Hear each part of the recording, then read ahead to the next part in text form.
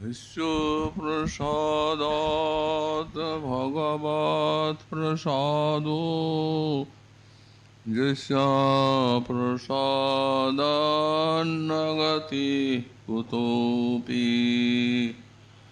ध्यायुं स्तुवं तस्य यशस्त्रिसन्ध्यम् वन्दे गुरुश्रीचरणरविन्दम् आजानुलम्बितभुजौ कनकावदातौ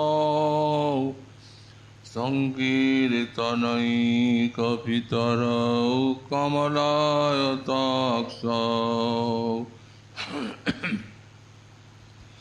विश्वाम्भरौ द्विजवरौ युगधर्मपालौ वन्दे जगत्प्रियकरौ करुणावतारौ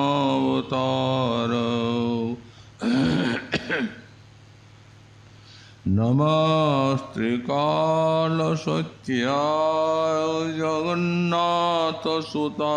च सवृत्ताय सपुत्राय सकलत्राय ते नमः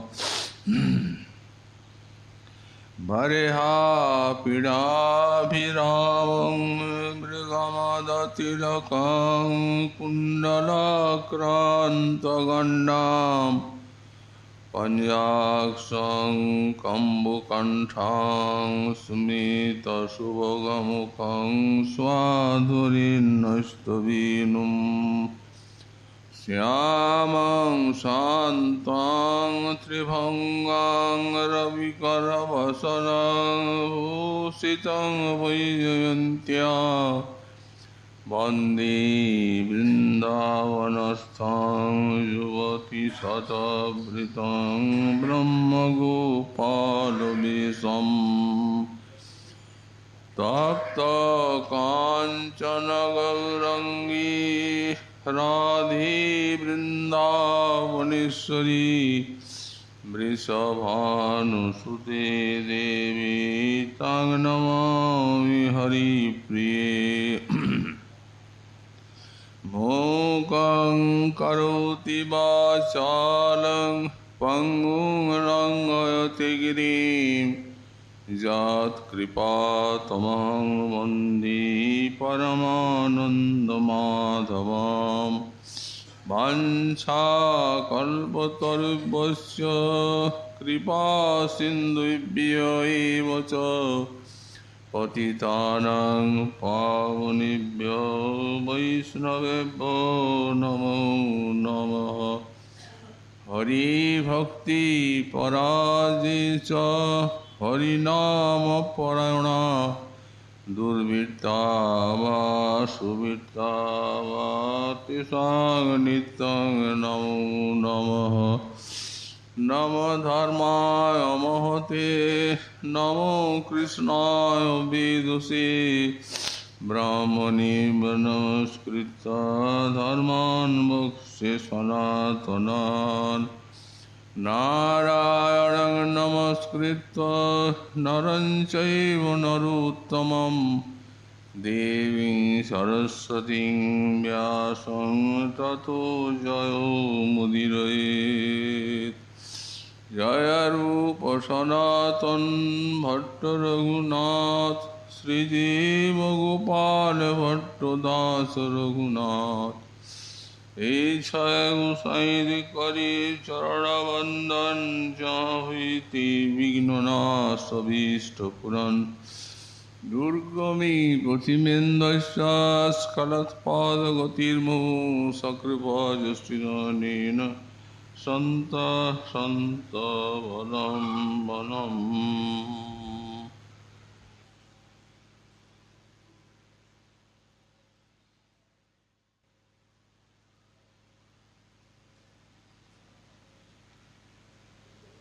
रसोल्लासैस्तिर्या गतिभिरभितो वारिभिरलं दिशो সিঞ্চন লোকান অরুণ জলযন্ত্রমিতয়ো মুদা দন্তৈ দষ্টা মধুরমধরম কম্পচলিতৈর্নটন শ্রীগৌরাঙ্গো হৃদয় উদয়ন্মাং মদয়তি।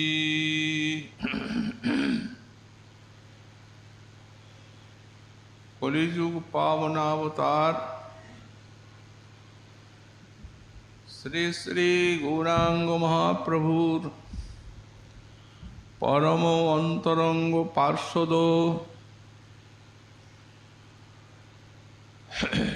পরম পূজ্যপাদ শ্রী শ্রী রাধা কুণ্ডাশ্রয়ী শ্রীপাদ রঘুনাথ দাস গোস্বামী চরণ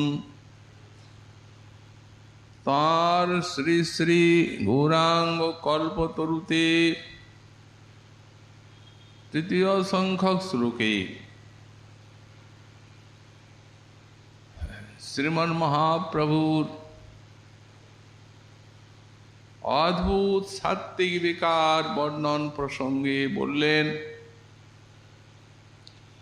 রসোল্লাসৈ তীর্যগতি ভীর ভীত বারি ভীরলম দিশুর সিঞ্চন লোকান অরুণ জলযন্ত্রত্বমিতয়। বললেন, যিনি পরম রসোল্লাস বশত তাঁর অরুণ বর্ণ নয়ন যুগলের থেকে নিঃসৃত ওই জলযন্ত্র ধারার ন্যায় যে অপার অশ্রুজল, সেই অশ্রুজলে লোক সকলকে সিঞ্চন করতে করতে পরমানন্দ ভরে যিনি মুদা দন্তৈ দষ্টা মধুর মধরম, মধুর অধরকে দন্তে কম্পিত দন্তে দংশন করে আর তীর্যক গতিতে শ্রীচরণ যুগল সঞ্চালন করতে করতে মধুর নৃত্য করেছিলেন, সেই অদ্ভুত নটরাজ তিনি আমার হৃদয়ে উদিত হয়ে আর আমার চিত্তকে আনন্দোন্মত্ত করে তুলছেন। এর পূর্ব শ্লোকে শ্রীল গোস্বাইপাদ শ্রীমন মহাপ্রভুর রথাগ্রের নর্তনে যে অদ্ভুত অষ্টসাত্ত্বিক বিকার, সেই বিকারের প্রাবল্য বর্ণনা করেছেন। তারপরে এই শ্লোকে আবার সেই সাত্ত্বিক বিকারাক্রান্ত শ্রী শ্রী গৌরাঙ্গের একটা মধুর রসময় নৃত্য বর্ণনা করছেন এবং তদ্বারা তাঁর যে পরমানন্দের উন্মাদনা, সেই নিত্য দর্শনে তাই বর্ণনা করছেন।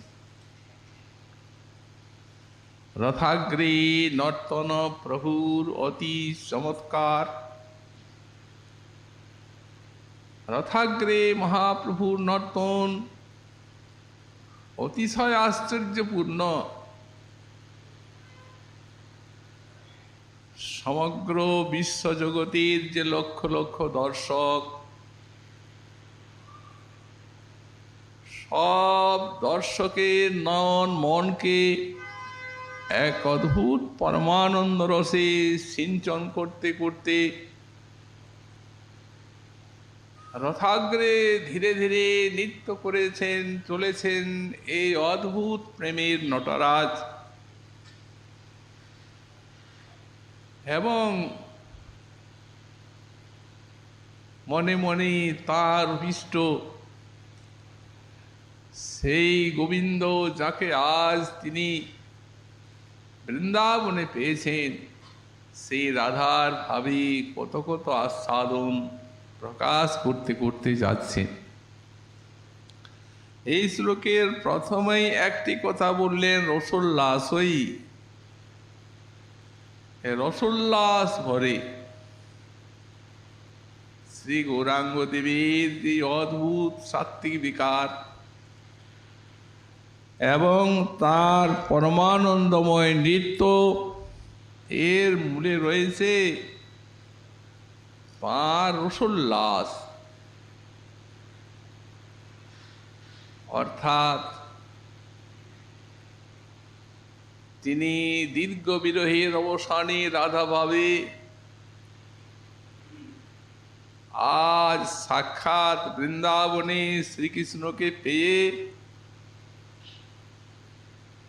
আর আস্বাদন করছেন সেই সমৃদ্ধিমান সম্ভোগ।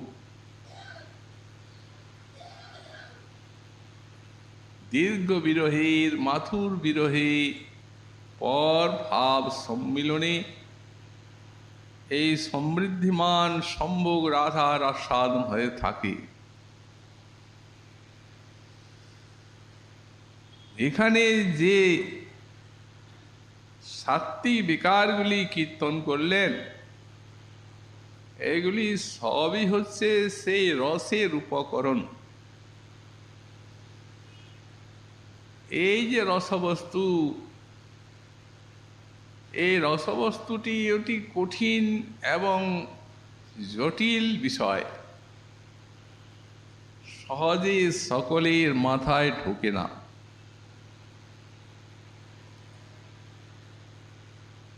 কৃষ্ণ রতি বা প্রেমকে বলা হয় স্থায়ী ভাব রসশাস্ত্রের মতে। এই স্থায়ীভাবে যখন রসের উপকরণ কয়েকটি মিলিত হয়, বিভাব, অনুভাব, সাত্ত্বিক, সঞ্চারী, এই স্থায়ী ভাব রস হয় মিলিয়ে চারি। যখন স্থায়ী ভাব কৃষ্ণরতির সঙ্গে বিভাব, অনুভাব, সাত্ত্বিক, ব্যভিচারী, এই চারটা যখন মিলে যায়, তখন এই কৃষ্ণরতি অতি বিশাল বিপুল রসময়ী হয়ে আর প্রেমিককে এমন এক অদ্ভুত আনন্দে রাজ্যে নিয়ে যায় যে সেই চমৎকারিত্বপূর্ণ আনন্দকেই বলা হয় রস। মহাজন বললেন, রসই সার চমৎকার, জং বিনা ন রসু রস। রসের সার বা প্রাণ হচ্ছে এই চমৎকারিতা। আনন্দকেই রস বলা হয়, কিন্তু যে আনন্দে চমৎকারিতা থাকে না তাকে রস বলা হয় না। কারণ রসের সার বা প্রাণী হচ্ছে এই চমৎকারিতা। এমন একটা চমৎকার বস্তু যা জীবনে কখনো দেখিনি, জীবনে তার নাম শুনিনি, এবং জানি না যে এত আশ্চর্য বস্তু বিশ্বে আছে। নয়নগুলি বিস্ফারিত হয়ে ওঠে। সেই চমৎকারিতাপূর্ণ আনন্দের নাম হচ্ছে রস। গোস্বামীপাদ বললেন এ সহজে হয় না। সেই পূর্বজন্মের ইহজন্মের সংস্কার থাকা চাই, আবার রসের সাধনা থাকা চাই। প্রাক্তন্যাধিনিকিশ্চাস্তি যস্যা সদ্ভক্তি বাসনা এষ ভক্তি রসাস্বাদো তস্যৈব হৃদি জায়তে। এই ভক্তি রসাস্বাদ কার হৃদয়ে জাত হয়? বললেন যার পূর্বজন্মের রসাস্বাদনের সংস্কার আছে এবং ইহজন্মেরও সেই রূপ রসের সাধনায় সংস্কার বদ্ধ হয়েছে, বেড়ে গেছে। বললেন তৈসবী হৃদয় সরস স্বাদতে, তারই হৃদয়ে এই রসের আস্বাদন হয়। তো সাধনাটা কি প্রকার? বললেন ভক্তি নিধুত দোষানাং প্রসন্নোজ্জ্বল চেতসাং শ্রী ভাগবত রক্তানাং রসিকা সঙ্গরঙ্গিনাম। সাধন ভক্তির দ্বারা নিধুত দোষানাম, কামনা বাসনাদি মল যার হৃদয়ের থেকে বিধৌত হয়ে গেছে, তার জন্য প্রসন্ন এবং উজ্জ্বল চিত্ত শ্রী ভাগবত রক্তানাম রসিকা সঙ্গরঙ্গিনাং। আর দুই ভাগবত সঙ্গে যিনি অনুরক্ত, এক ভাগবত বড় ভাগবত শাস্ত্র, আর ভাগবত ভক্ত ভক্তিরস পাত্র। এই ভক্তের সঙ্গে আর এই শাস্ত্র ভাগবতাদি গ্রন্থের সঙ্গে, এই দুই ভাগবতে অনুরক্ত রসিক জনের সঙ্গে রঙ্গী। তো সেই সব ভক্তগণের যে রহস্যময় সাধনা, অন্তরঙ্গ সাধনা, শ্রবণ কীর্তনাদি, এই সব শ্রবণ কীর্তনাদি পুষ্ট হয়ে আর একটা অদ্ভুত আশ্চর্যপূর্ণ আনন্দ লাভ হয়। এই তাকেই বলা হয় রস। জীবনীভূত গোবিন্দ পাদ ভক্তি সুখ শ্রিয়াম প্রেমান্তরঙ্গ ভূতানি কীর্তান্যেব তিষ্ঠতাম তস্যৈব হৃদি জায়ন্তে। গোবিন্দের পদভক্তিকে যারা জীবনীভূত করেছেন, প্রেমের অন্তরঙ্গ সাধনায় যারা সতত নিরত আছেন, বললেন তাদেরই এই রসের আস্বাদন হয়। আর এই রসের এই উপকরণ হচ্ছে এই সাত্বিকগুলি। জৈসে দধি সীতাঘৃত মরিচ কর্পূর মিলনী রসালা হয় অমৃত মধুর। দেখুন একটা জিনিস আছে, দধি, তার একটা আস্বাদন আছে, কিন্তু সেই দধিতে যদি চিনি মিশানো হয়, এলাচি লবঙ্গ কর্পূর দিয়ে যদি রসালা তৈরি করা হয়, তখন যে একটা চমৎকার আস্বাদন লাভ হবে। শুধু দধিতে কি সেটি আছে? বললেন সেই প্রকার কৃষ্ণরতিতে আস্বাদন আছে, কিন্তু ওর সঙ্গে এই রসের উপকরণগুলি যখন মিলে যায়, বিভাব অনুভাব সাত্বিক ব্যভিচারী স্থায়ী ভাব রস হয় মিলিয়ে চারি। অদ্ভুত রস। মহাপ্রভুর যে রসোল্লাসের কথা বলা হচ্ছে, উল্লাস, যার জন্য সাত্বিক বিকারগুলির এত আতিশয্য।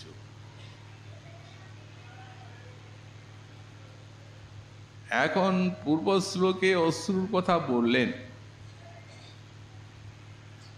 এই শ্লোকে বলছেন যে এত অশ্রু মহাপ্রভুর নয়নের থেকে একটা অরুণ বর্ণ যেন জলযন্ত্র। জলযন্ত্র মানে পিচকারি, চোখগুলা অনুরাগে লাল, পিচকারির ধারার মতো জল পড়ছে নয়নের। জলযন্ত্র ধারা যেন বহে অশ্রু জল, আশপাশ লোক যত ভিজিল সকল জলযন্ত্র ধারার মতো অশ্রু। আশপাশে লোক সব স্নাত হয়ে যাচ্ছে। আজ যার তিরোধান তিথি উপলক্ষে আমাদের এই ভাগবতী সভার অনুষ্ঠান, তারই একটা সত্য দৃষ্টান্ত এখানে আমরা দিতে চাই। উনি একটি ছবি অঙ্কন করেছেন মহাপ্রভু রথাগ্রে নর্তন, দেখবেন বড় ছবি,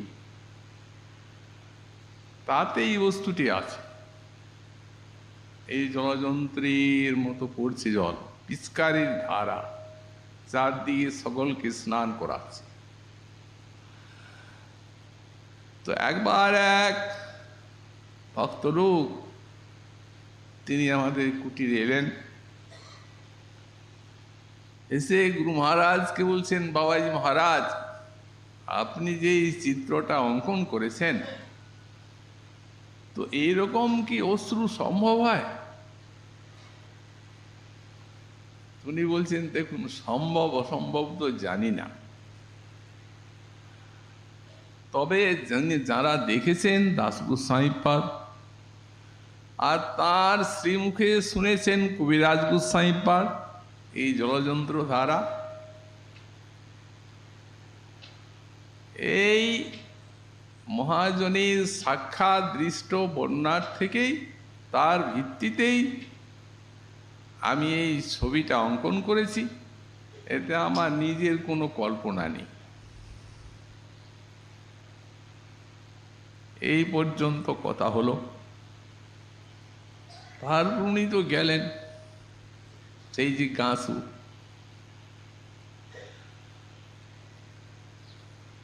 তো কিছু গুরুকৃপা নিয়েই গেলেন, কারণ যে তার জিজ্ঞাসা সেটি তিনি প্রত্যক্ষ করলেন। স্বপ্ন দেখছেন, একদিন এক মন্দিরে গেছেন, সেটি রাধা কৃষ্ণ মন্দির, রাধা কৃষ্ণ বিগ্রহ দর্শন করছেন, বেশ বড় বড় বিগ্রহ। দর্শন করতে করতে হঠাৎ দেখছেন সেই তার সামনেই ওই বিগ্রহগুলি যেন মিলে যাচ্ছে, মিলতে মিলতে দুইটি একাকার, এক বিশাল গৌরাঙ্গ বিগ্রহ, স্বর্ণদীপ্ত পর্বতের মতো সন্ন্যাস বিগ্রহ, কেবল একটা অরুণ বহির্বাস ছোট পরিধানে আছে, আর কিছু নেই, এইভাবে বসে আছে। বসে আছেন, আর চোখ দুটোর থেকে যেন এই পর্বতের থেকে ঝর্ণা বয়, ঝর্ণা, সেই ঝর্ণার ধারার মতো সেই অশ্রুধারায় প্লাবিত হয়ে বয়ে যাচ্ছে জলটা। তো পর্বতে ঝর্ণার থেকে জলধারা পড়লে তো একটা শব্দ হয়, ও শব্দটা উনি শুনছেন, আওয়াজটা। তারপরে স্বপ্ন তো ভেঙে গেল। উনি এইখানে এলেন, গুরু মহারাজ কাছে বলছেন, বাবা এমনি। উনি বলছেন, দেখুন, এই মানব জগতের ভিতরে, মানুষের ভিতরে যে ধর্ম আছে, তো ঈশ্বর তার ভিতরে এই সকল ধর্মের ধারণা নিয়ে আর ঈশ্বরকে মাপতে যাওয়া, এটি নাস্তিকের কাজ। কারণ বলা আছে, তিনি স্বয়ং আশ্চর্য, আশ্চর্য তাঁর লীলা, এমনকি বক্তা যারা তারাও আশ্চর্য হয়ে যান। তো আশ্চর্য বলতেই তো যা আমাদের ধারণায় বা যা আমাদের কল্পনায় তর্কে আসে না, এই জন্যেই বলা হয়েছে তর্ক প্রতিষ্ঠ। পরমার্থ বিষয়ে, ভগবান বিষয়ে কোনো তর্ক করবেন না।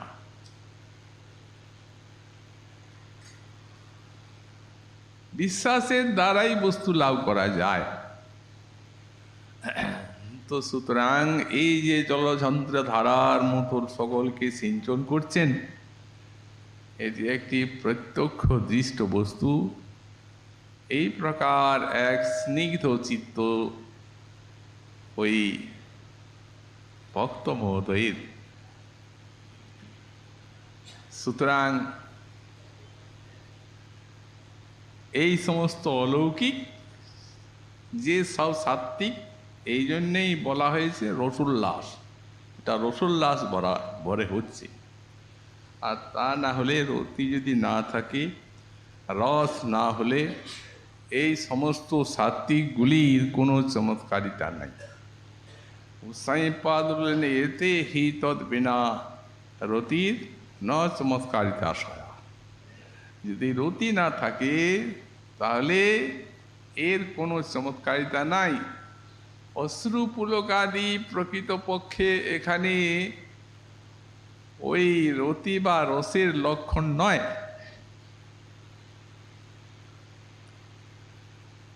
এই জন্যে আমাদের গোসাইপাদ তিনি এই ভাব ভক্তি লহরীতে ওই রত্যাভাসটি দেখিয়ে দিলেন। ভিন্ন ভিন্ন চিত্ততে এগুলি ভিন্ন ভিন্ন প্রকারের সব আস্বাদন হয়, নাও হয়। রতি না হলে তো হবে না। কাললীলা রতিরই রসেরই উপকরণ। রস আস্বাদন হবে, তবেই সব ভাব দেখা যাবে। সাধারণত দেখা যায়। এই জন্যে উনি সাবধান করার জন্যে বললেন এই রত্যাভাস, এটা 4 প্রকার। একটা রত্যাভাস, এই রত্যাভাস ভব, রত্যাভাসের থেকে আসছে। তারপরে এই ভাবাভাস একটা, এই তারপরে নিঃসত্ব একটা, প্রতীপ একটা। তো এইগুলির লক্ষণ কি? যেমন আভাস বলা হয়, যেমন সূর্যটা ছবি পড়ছি জলে, তো সূর্যের কি ধর্ম ওই জলের ছবিটা আছে? তো অনেক দূরে, এটা অনেক দূরে। তো সুতরাং এটাকে সূর্য মনে করা তো ঠিক না। এটা একটা প্রতিবিম্ব, আভাস, ছবি মাত্র। তেমনি বিনা রতিতে বা প্রেমে যদি কারো এই লক্ষণগুলি দেখা যায়, অশ্রুপুলকাদি, ওখানেই মনে করতে হবে না যে রতি হয়েছে। এক প্রকার চিত্ত আছে মুমুক্ষু যারা, মানে শুদ্ধ ভক্তির ভজন সাধন হবে, অনর্থ যাবে, তারপরে আসবে আপনার ভজনে নিষ্ঠা, ভজনে রুচি, তারপরে আসক্তি, তারপরে তো রতি। কতগুলি স্তরকে অতিক্রম করতে হবে।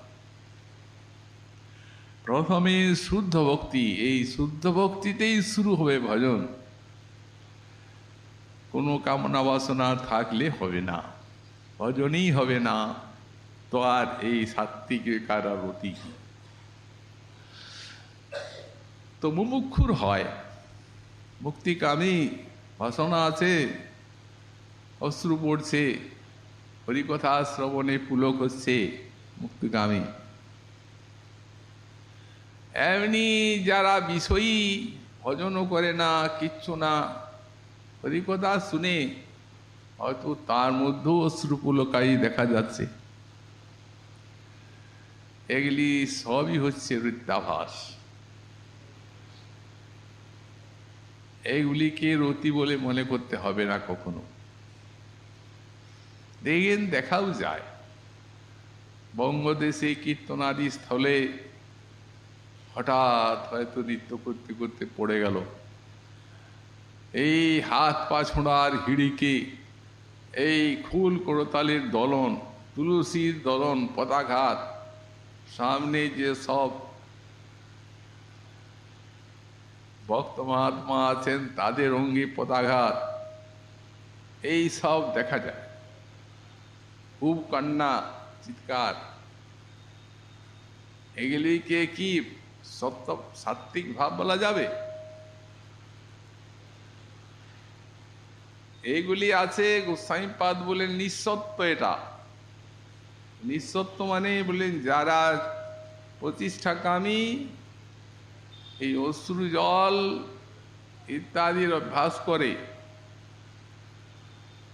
প্রতিষ্ঠা চায়। আবার কতগুলি চিত্ত আছে পিচ্ছল চিত্ত, তাদের যেমন ঠিক এঁটেল মাটি চিত্তটা, একটু জল পড়লো ছলছল ছলছল করছে, কিন্তু ভিতরটা খুব কঠিন শক্ত। আগে হৃদয় দ্রব হওয়া চাই, হৃদয় দ্রব না হলে তো হবে না। তো বললেন এই কঠিন চিত্তে হরিকথা শ্রবণে অশ্রুপুলক দেখা যায়, ওটা কিছু না, ওর কোনো মূল্য নেই। এই জন্য গোস্বামীপাদ বললেন আমাদের ভাবাভাস বর্ণনার কি দরকার। শেষে যখন এই পাপ ভক্তি লহরী শেষ করছেন, তখন শেষের শ্লোকে লিখছেন যে আমাদের এটি বলার দরকার কি ভাবাভাস। তবে কেন বললেন? বললাম এই জন্য যাতে মানুষ ঠকে না যায়, অর্থাৎ যাতে ভেজাল জিনিস এইটিকেই যাতে খাঁটি মনে না করে, ওই সব দেখে হয়তো পায়ে পড়বে ভক্ত মহাভক্ত, তাহলেই তো তিনি বঞ্চিত হয়ে গেলেন। এই জন্য বলা, তা নাহলে এ সম্বন্ধে কি দরকার আছে আমাদের? আমরা তো ভক্তি বিচার করতে বসেছি। সুতরাং এইগুলিকে এক কথায় ভাবের উপদ্রব বলা যেতে পারে, এগুলি কিছু না।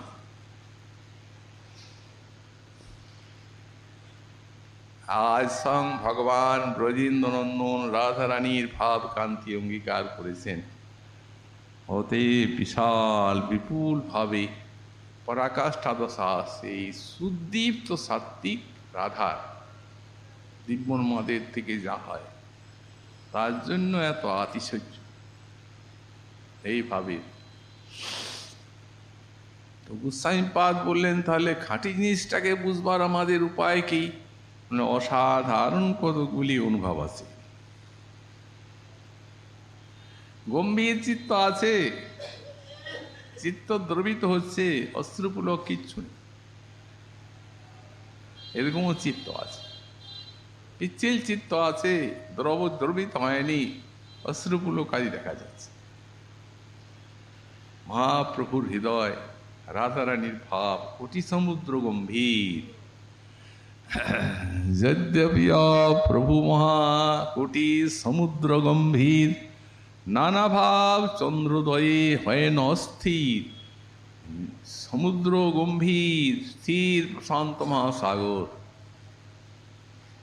কত নদী আসছে একভাবে আছে, কিন্তু যখন চন্দ্রের উদয় হয় আকাশে পূর্ণচন্দ্র, তখন আর সইতে পারে না সেই বিশাল বিকার, উচ্ছলিত হয়ে পড়ে। তো বলে এরকম ভিন্ন ভিন্ন চিত্র আছে। জানতে হবে এই রতির একটু অঙ্কুর হলেই এই সব অনুভব দেখা যায়। ওই মানুষ লক্ষণগুলিতে রতি জানা যাবে। খান্তির অভ্যর্থকালত্বং বিরক্তির মানুষ শূন্যতা, আশাবন্ধ সমুৎকণ্ঠা নাম গানে সদা রুচি, আসক্তিস্তদ গুণাখ্যানি প্রীতিস্তদ বসতি স্থলে, ইত্যনুভাবাদ সুর জাত ভাবাঙ্কুরে জনে। ভাবের অঙ্কুর মাত্র জাত হলে এই লক্ষণগুলা দেখা যায়। এগুলি অসাধারণ লক্ষণ, এগুলি থাকলে বুঝতে হবে এই খাঁটি রতি। প্রথমে বলছেন খান্তি, ক্ষোভের কারণ থাকা সত্ত্বেও অক্ষোভতা। গৃহস্থ ভক্ত, ছেলে মারা গেছে, শোক তো হবেই। তো শোক হলেও কিন্তু এই নশ্বর বস্তুর অস্থিরতা জেনে তিনি সেই শোকে মুহ্যমান হয়ে যাবেন না, পরিহার করবেন। উস লোক বিশেষ শোক আলোড়ন জাগাতে পারবে না। এক ভক্তের সন্তান মারা গেছে,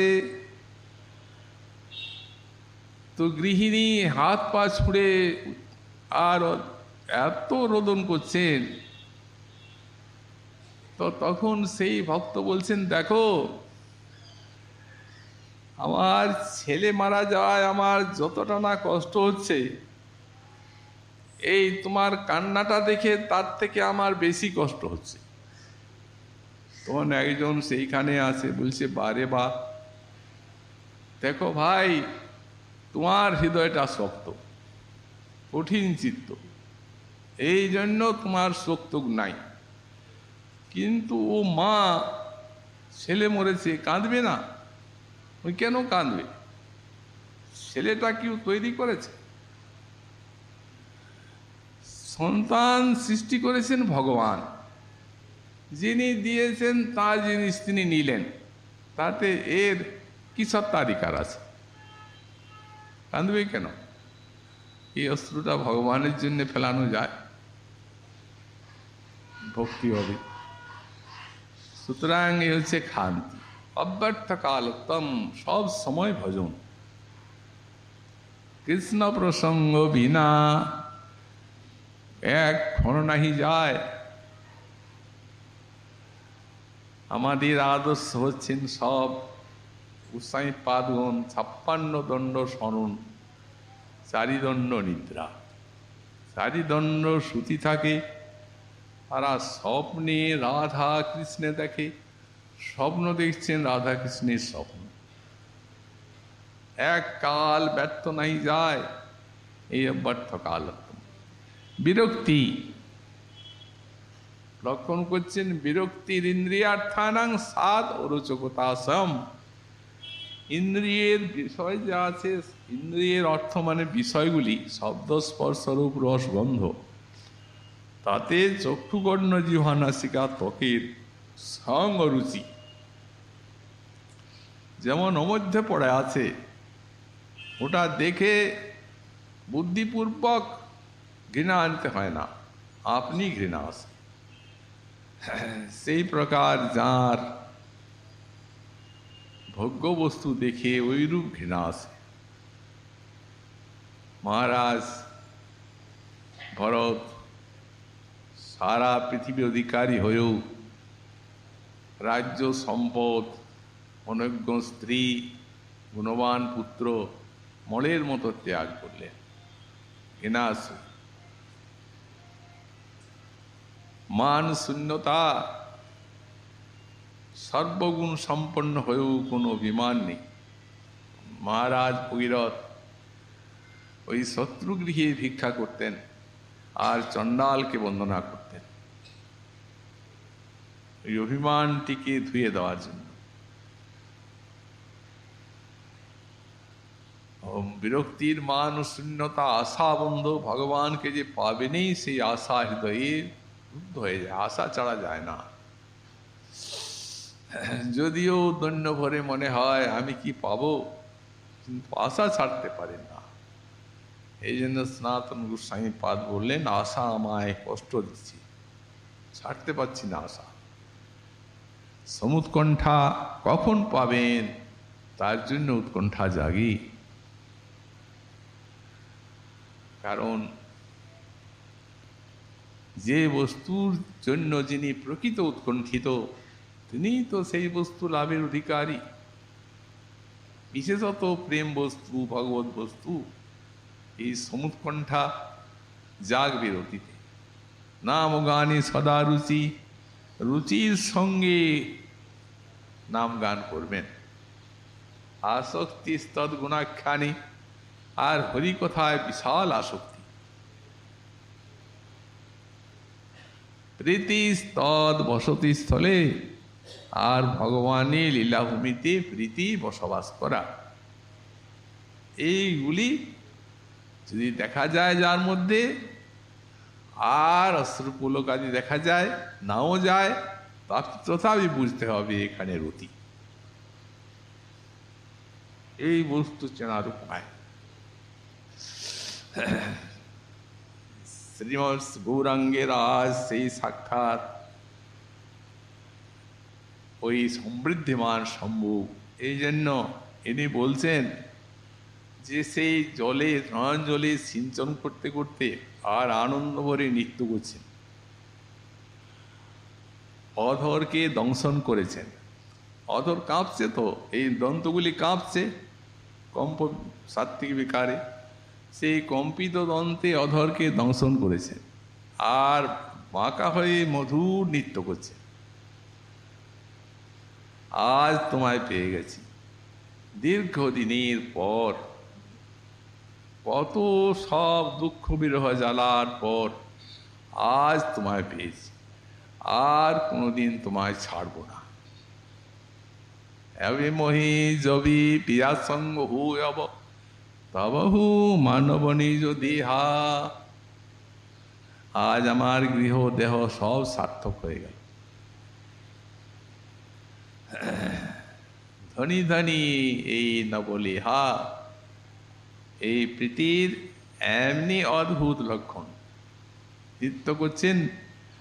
আর বলছেন সেই প্রকার জল বাড়ি, অর্থাৎ নয়ন জল সিঞ্চন করতে করতে আর সেই রসোল্লাস ভরে মধুর মধুর নৃত্য করতে করতে কি যেন বলছে। শ্রীমন মহাপ্রভুর কৃপায় সেই ছবি, সেই যে লীলাটা হৃদয়ে এসে স্ফুরিত হয়েছে। সাঁইপাদ বলছেন সগৌরাঙ্গ হৃদয় উদন মাং মদয়তি। সেই গৌরাঙ্গদেব আমার হৃদয়ে উদিত হয়ে আর আমাকে আনন্দে, পরমানন্দে উন্মত্ত করে তুলছেন। এই লীলাই পরবর্তী শ্লোকে আবার বর্ণনা করবেন একটি লীলা। আজকে আমাদের শ্রী নিত্যানন্দাত্মজ শ্রী শ্রী বীরচন্দ্র প্রভুর শুভ আবির্ভাব তিথি। আমাদের প্রতি বৎসর ব্যাস ঘেরায় আজকার দিনে প্রভুর লীলা, তার আবির্ভাব কীর্তন করা হয়। আপনারা সেখানেও উপস্থিত হয়ে আর আমাদের সবাকে সাফল্য করবেন। আজকে আমাদের এই কথার এখানেই বিশ্রাম হলো।